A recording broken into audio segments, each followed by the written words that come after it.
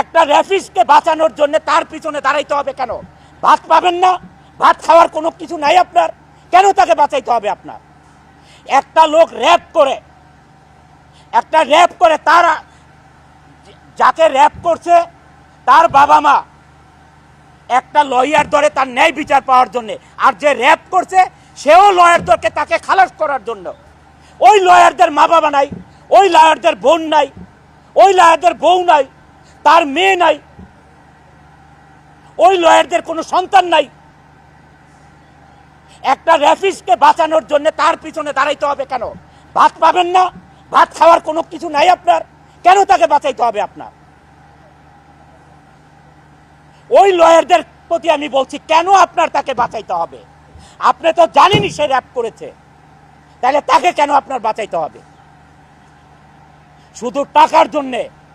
এই টাকা না কামাইয়া আপনার সংসার আরো ভালো চলবে, পবিত্রতার সহিত চলবে, আপনার ছেলে মেয়েরা ভালো থাকবে, সুশিক্ষিত হবে।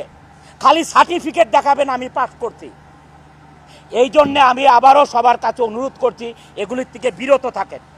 আপনার পুলিশ ভাইরা অনেক কষ্ট করছে, আপনারা ন্যায় বিচারের জন্য কোর্টে হাজির করুন।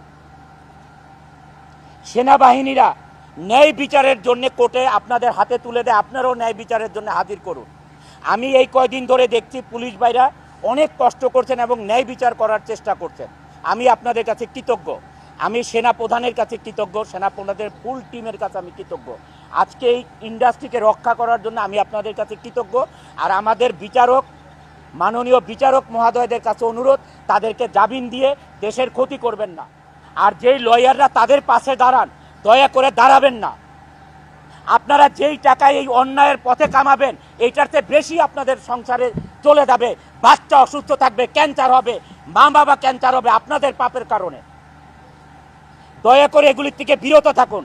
আর শ্রমিক লিডার ভাইয়েরা, যখন ইন্ডাস্ট্রি বন্ধ হয়ে যাবে, এই যে যেভাবে সাভার আশুলিয়া 240টা গ্রুপ অফ ইন্ডাস্ট্রি বন্ধ হয়ে গেছে, তখন শ্রমিক চোখে দেখবেন না। আর এই শ্রমিকরাই একদিন আপনাদেরকে শাসন করবে, মনে রাখেন আপনারা কথাগুলো। এই ইন্ডাস্ট্রি এই শ্রমিকদের ঘামে ঝরানো ইন্ডাস্ট্রি। আমরা কোনোদিন 4-5 মাসের কারোর বেতন বকেয়া রাখি না।